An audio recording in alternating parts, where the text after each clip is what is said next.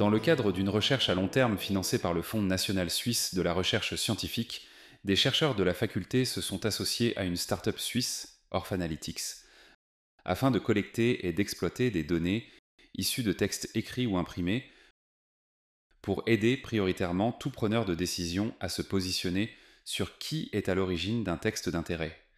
Valentina Camarota, doctorante à l'école des sciences criminelles, Silvia Bozza, professeure de statistique à l'université Ca' Foscari de Venise et chargée de cours à l'école des sciences criminelles, ainsi que Franco Taroni, professeur dans cette même école, viennent d'exploiter leur approche pour discriminer entre des textes rédigés par des humains de ceux rédigés par de l'intelligence artificielle, ChatGPT notamment. Leur approche a été publiée dans la revue Nature Scientific Report. Bonjour Valentina, pourriez-vous nous introduire à ce domaine de recherche en expliquant ce qu'est la stylométrie ?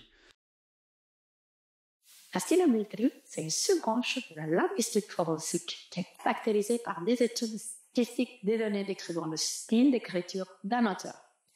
La question la plus étudiée en stylométrie est celle de l'attribution textuelle, qui découle de deux prérequis fondamentaux.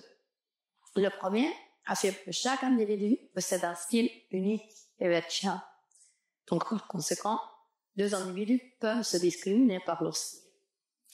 Le deuxième atteste que le style évolue dans le temps, sous l'effet du développement personnel de l'écrivain. En pratique, il y a deux étapes qui caractérisent la démarche. Tout d'abord, il y a l'extraction des marqueurs de style. Ce sont aussi définies des caractéristiques quantifiables décrivant le style de l'écriture. Il y en a des milliers, par exemple des mots, des caractères, des éléments syntaxiques, des éléments sémantiques, ou encore des éléments propres à la structure du texte. Par la suite, il y a l'analyse statistique des données. Parmi les nombreuses techniques qui sont présentées dans la littérature, il y a par exemple la statistique descriptive, il y a des mesures de distance, ou il y a encore toutes de nouvelles méthodes de machine learning. Le champ d'application est très large. Il va de l'attribution de l'auteur à la décryptation, au profilage, à la datation, ou encore à la possibilité d'établir des liens entre les textes. L'intérêt pour la science forensique, c'est très large. On peut, par exemple, citer des questions contractuelles, ou le domaine de la pédopornographie, ou encore celui du terrorisme.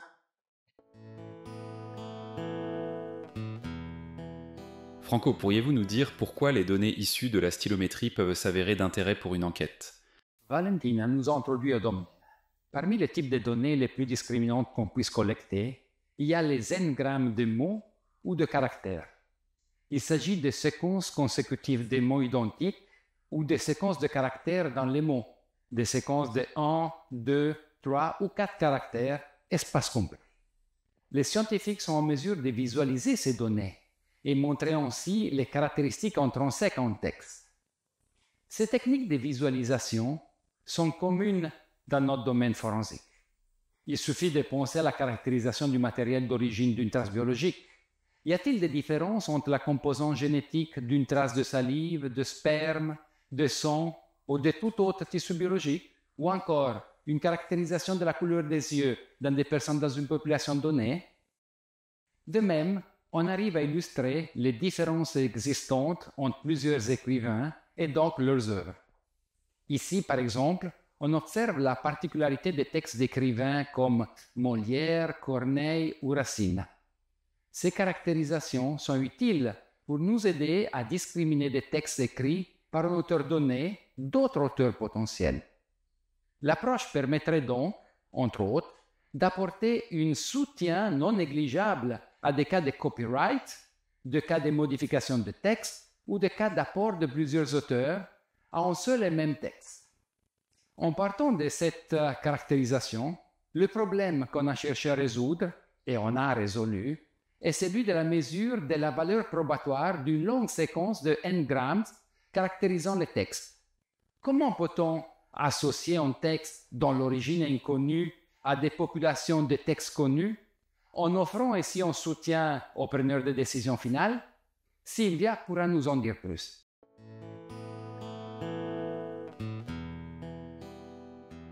Sylvia, de quelle mesure et de quel modèle parle-t-on plus exactement?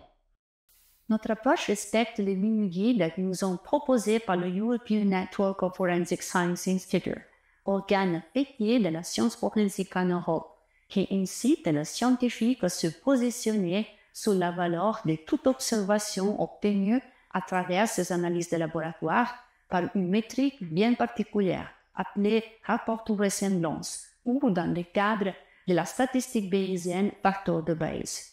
Notre modèle statistique, qui est bayésien, c'est-à-dire issu d'une théorie qui statue que toute incertitude à laquelle on se face doit être quantifiée par des probabilités, permet d'assister plusieurs acteurs du système de justice. La question de la paternité d'un texte constitue l'élément clé pour la Cour.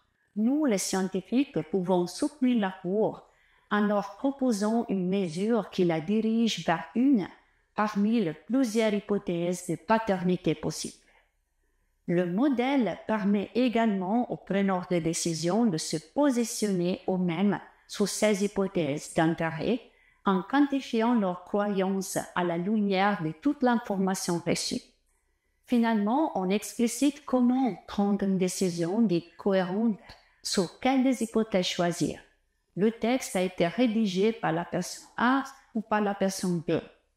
L'approche bayésienne ne représente qu'une méthodologie permettant de justifier clairement et de manière tout à fait transparente le pourquoi une information a telle valeur, le pourquoi une hypothèse a telle autre valeur et comment on finalise un jugement. Toutefois, j'aimerais éviter d'entrer dans les détails méthodologiques du modèle. Laissez-moi juste dire que le modèle garantit une approche scientifiquement et juridiquement solide de l'évaluation des preuves, également en présence des contraintes pratiques telles que les quantités limitées du corpus à disposition, là où d'autres approches telles que les méthodes de machine learning ne constituent pas une solution intégrate. Revenons à Valentina et plus spécifiquement à sa recherche doctorale. Valentina, pourriez-vous nous en dire plus sur les thèmes abordés dans le cadre de votre thèse? Avec plaisir. Tout d'abord, il s'agit de tester le logiciel d'analyse stylométrique qui est fourni par la boîte Orphan Analytics. D'ailleurs, j'en profite pour remercier le directeur, le Dr Claude Roten, ainsi que tout le personnel.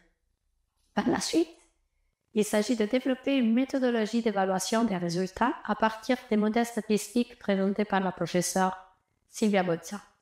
Merci de comprendre comment les résultats peuvent varier en fonction de certains paramètres, par exemple le choix du M-term ou la quantité de texte. Différents types de textes sont utilisés, la saga littéraire Millennium, d'autres textes littéraires, des textes d'étudiants en lettres, des textes de personnes pour lesquelles l'écriture ne fait pas partie de leur quotidien professionnel. Par la suite, les thèmes abordés sont l'influence que certains facteurs puissent avoir sur la classification, tels que la langue texte ou dans certains cas la traduction, le genre littéraire ou encore l'influence de l'écoulement du temps. Ces études permettront également de mieux comprendre l'étendue du matériel nécessaire pour approcher un cas donné. L'étape suivante sera celle de détecter dans un texte unique le style d'écriture de plusieurs personnes. Pour cela, il va travailler sur l'étude de Watson et Crick de 1952 qui leur a permis de gagner le prix Nobel de médecine. L'intérêt sera celui de déterminer la contribution de chacun dans la rédaction de l'article. Vous avez publié, avec votre groupe de recherche, une étude sur la différenciation entre textes rédigés par des humains de ceux rédigés par de l'intelligence artificielle. Pouvez-vous nous en dire plus? Bien volontiers. La question de la paternité d'un texte est centrale dans plusieurs domaines, tel celui académique. Peut-on certifier que ce texte scientifique a été bien rédigé par la personne qui se dit son auteur? Ou peut-on affirmer que le texte a été rédigé par une intelligence entre guillemets, tel ChatGPT? Nous avons pris un certain nombre de textes rédigés par des scientifiques pendant le début des années 80 dans des revues scientifiques forensiques en langue anglaise et de notre partie un certain nombre de textes libres rédigés par des étudiants master en lettres qui abordaient des thèmes humanistes variés en langue française. On a donné ensuite des instructions bien précises à ChatGPT qui plaçait cette machine dans la même situation de connaissance que l'humain analysé, en scientifique avec expérience ou en étudiant en formation master. Des textes d'une longueur limitée, environ 1800 caractères, ont été générés et ensuite une matrice de n grammes de mots a été analysée. Il s'agissait donc de comparer les éventuelles différences entre les deux populations, humains contre ChatGPT, en ce qui concerne un contenu rédactionnel, scientifique ou humaniste, en langue anglaise ou française respectivement. Les résultats sont importants. Avant tout, une différence a été détectée entre les deux populations, mais l'aspect le plus intéressant est qu'aucune différence remarquable n'a été observée en fonction du sujet traité ou de la langue. Des distributions de notes métriques évaluatives, c'est-à-dire le facteur de Bayes, obtenues par un processus dans lequel les textes disponibles sont choisis comme matériel de comparaison à tour de rôle, apparaissent pratiquement superposables. Cela signifie que la langue utilisée et les sujets traités dans le contenu du texte n'impactent pas sur une analyse de discrimination. Le taux de succès, donc le taux de soutien correct de la part des données extraites envers une population plutôt qu'une autre, varie entre 86% et 100%. Ces excellents résultats sont également obtenus en utilisant un nombre extrêmement restreint d'échantillons dans le corpus analysé, des situations typiques en sciences forensiques. Pour conclure, Sylvia, pourriez-vous nous dire un peu plus sur votre tout nouveau futur article ? Comme anticipé par Franco, dans la liste des scénarios d'études d'intérêt, il y avait l'urgence de mettre un terme à une diatribe en cours dans certains milieux littéraires, selon laquelle les œuvres de Molière auraient été écrites par Corneille dans sa deuxième partie de vie, c'est-à-dire après l'année 1655. Ici également, la stylométrie et notamment les engrammes de caractères, conjointement à notre modèle de mesure, adapté à la situation particulière, nous ont permis un certain nombre de conclusions d'intérêt pour la recherche scientifique.